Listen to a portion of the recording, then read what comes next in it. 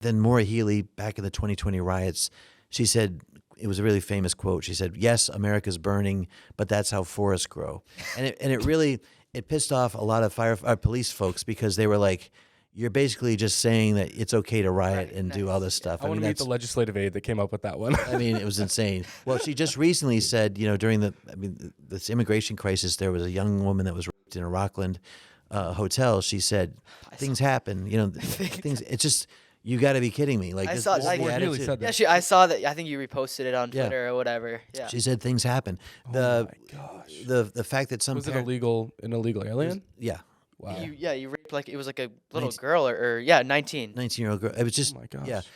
So these are tragedy things that are happening, and yet it's just brushed off as like, well, that's going to happen, or yeah, America's burning. I mean, that's the attitude of the governor. By the way, one quick thing about her too, she also said a lot of parents over the last few years have been upset about men being able to be in women's bathrooms, and there was in Virginia, Loudoun County, a father beat up the guy who assaulted his daughter in there, and so he was the one that was prosecuted.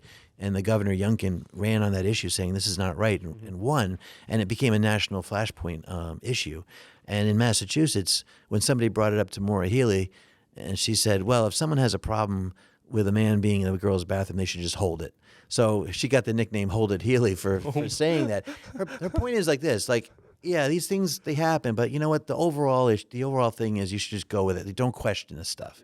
And that's that. So anyway, when it came to the riots, when I was running for governor, the police, of course, were with me on that one. But even the firefighters union did not endorse Healey in that race. They actually stayed out of it. I was hoping they might endorse me, but they stayed out of it.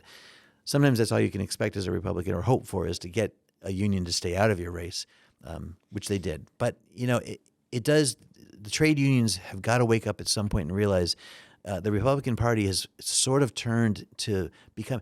It's ironic because Reagan was a union. He was a union actor, and he actually went on tour. And while he was still a Democrat, he was a Democrat too.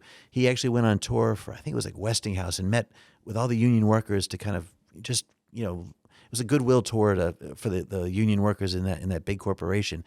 So Reagan was the first, I think, Republican that openly said that we need unions in the country. I mean, it's important to have trade unions that stand up and collectively bargain.